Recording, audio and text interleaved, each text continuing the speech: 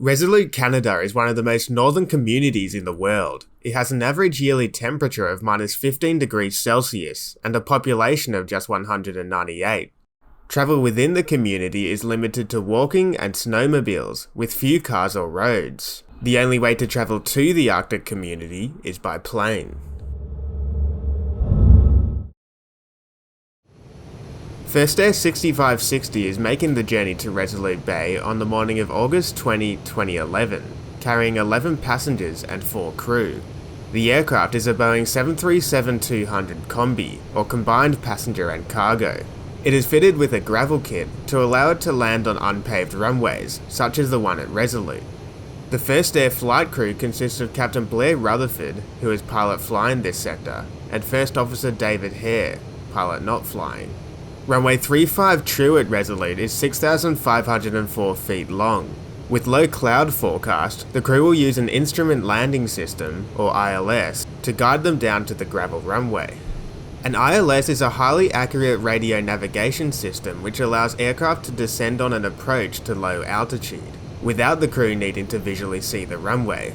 It consists of a localizer, which provides lateral guidance, and a glide slope, providing vertical guidance. They act as funnels down to the runway, delivering a stable approach for an aircraft. In the cockpit, the localizer and glide slope are displayed as 2 needles, which need to be kept centered to ensure accurate tracking.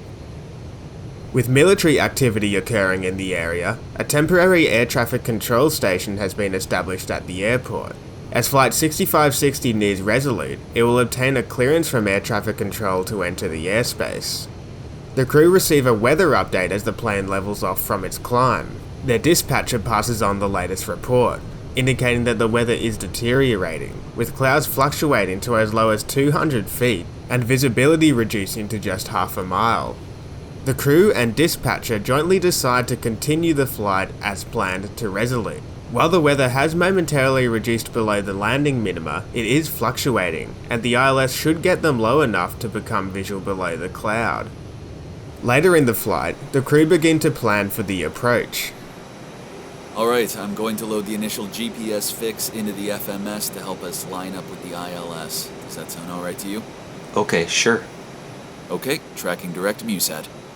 Ready for an approach briefing? Go ahead. Your ground speed's looking a bit high. Yeah, I'll commence descent early, say 105 miles. The captain has loaded and is now tracking to a GPS waypoint at the start of the ILS. He will use this to line the plane up with the runway, before switching his navigation modes over to the nav frequency, allowing the plane to capture the localizer and glide slope.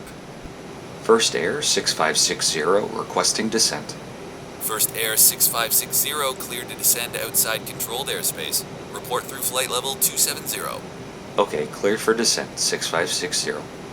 In 6560, we do have some military training occurring today.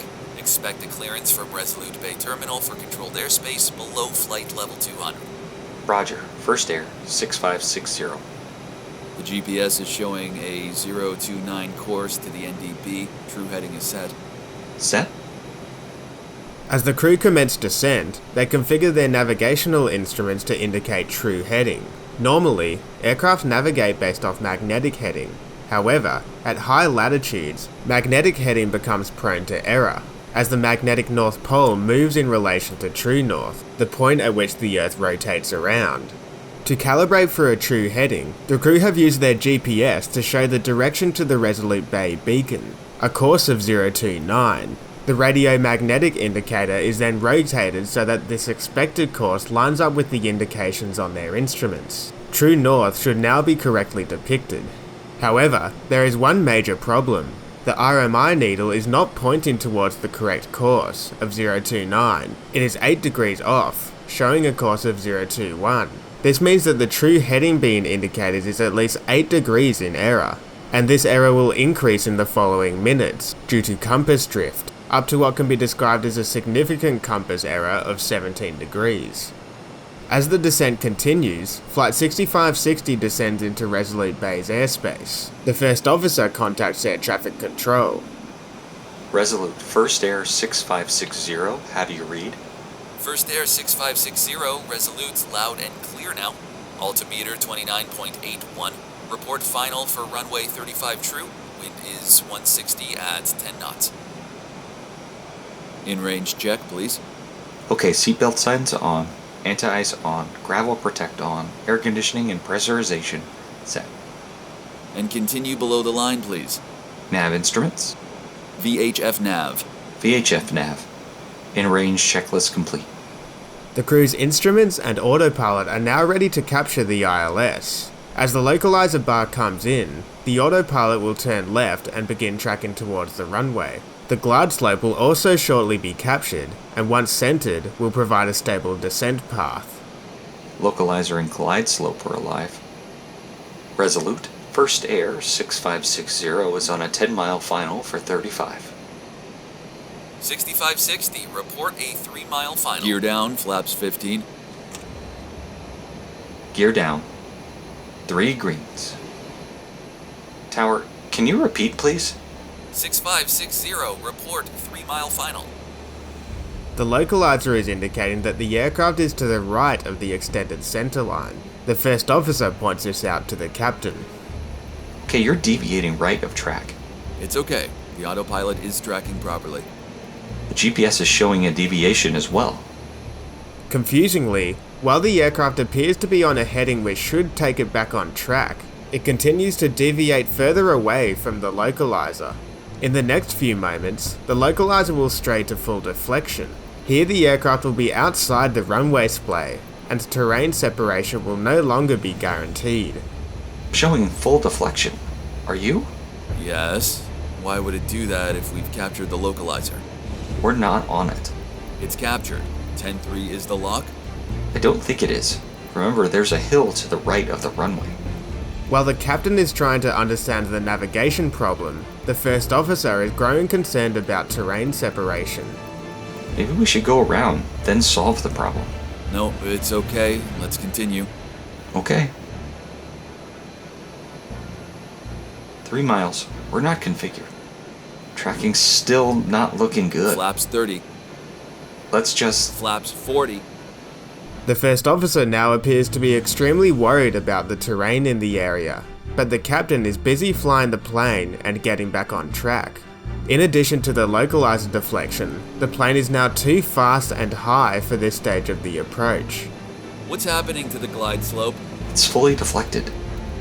Tower, 6560, we're on a 3-mile final. First Air 6560, you're cleared to land runway 35 true. Cleared to Shit!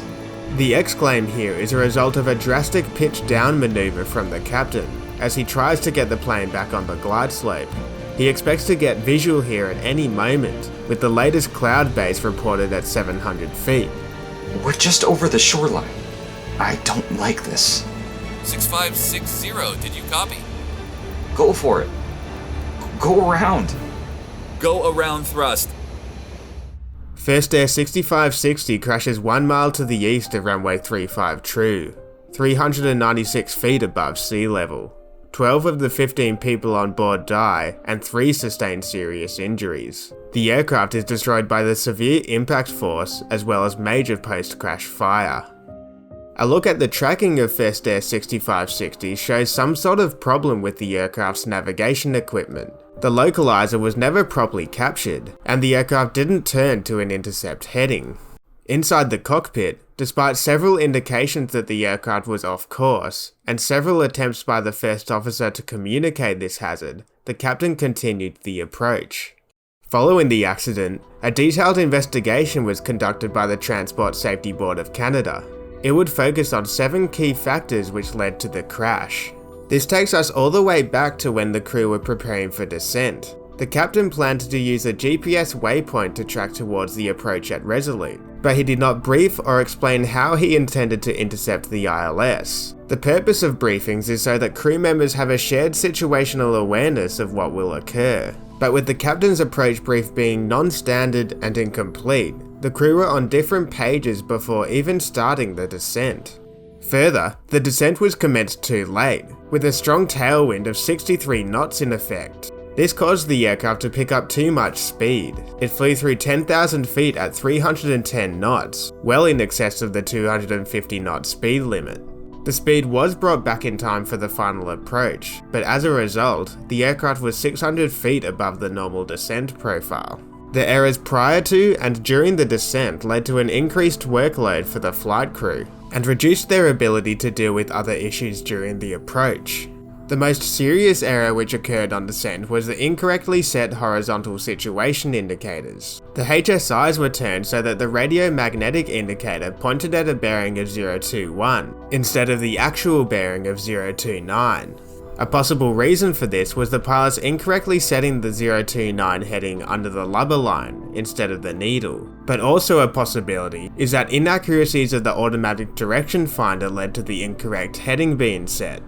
Regardless of why the compass error occurred, it had a substantial impact when the aircraft turned onto the ILS. But also significant is why the autopilot did not properly capture the localizer.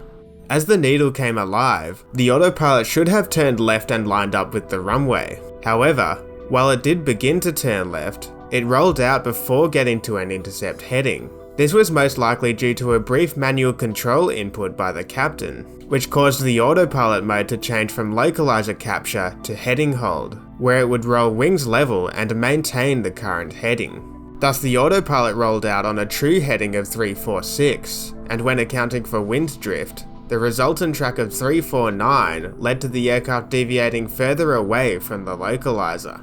This leads us to why the captain believed the autopilot was tracking correctly. The HSI heading error was up to 17 degrees left. At this stage, it would have indicated a heading of 330, a good intercept angle to the localizer. This would have been a powerful confirmation to the captain that the autopilot was tracking reasonably, back towards the extended center line. The first officer picked up that something was wrong. Despite the apparent intercept heading, the course deviation bar showed a progressive divergence to the right of track. The FO made 5 statements regarding the divergence, and referred to the localizer being at full deflection at 1639. The captain and first officer's shared mental models were breaking down here. While the captain believed that the aircraft would re-intercept the localizer from the right, and a safe landing would follow, the first officer realized that the aircraft was continuing to diverge right, despite the apparent intercept angle.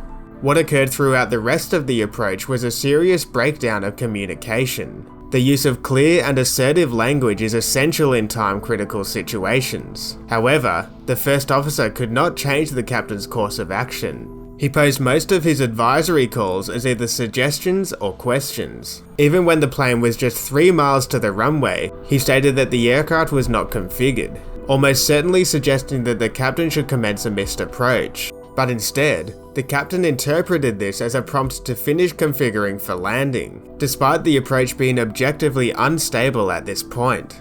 So what can we take away from this accident? Like many air crashes, it resulted from a combination of factors. The Transport Safety Board of Canada made 18 findings in relation to the cause of the crash. Its main safety recommendation though was regarding unstable approaches. Flight 6560 was high and fast on the approach, not configured by 3 miles, and diverged right of the localizer. Thus was not considered stable according to its company's stable approach criteria. While aviation safety is being improved throughout the world, certain factors can line up to create dangerous situations. This is why the highest possible standards of safety should be applied to all phases of flight, especially during the approach, where stable and accurate flying is essential.